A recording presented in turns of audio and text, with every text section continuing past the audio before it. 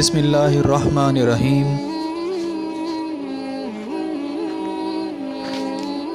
سوال: خلفائے راشدین کن کو کہا جاتا ہے؟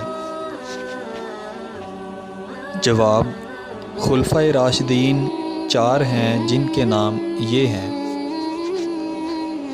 سب سے پہلے خلیفہ راشد کا نام حضرت ابوبکر صدیق رضی اللہ تعالی عنہ ہے۔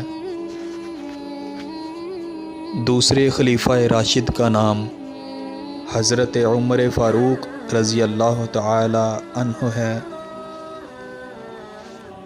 تیسرے خلیفہ راشد کا نام حضرت عثمان غنی رضی اللہ تعالی عنہ ہے۔ چوتھے خلیفہ راشد کا نام حضرت علی بن ابی طالب کرم اللہ وجہہ ہے۔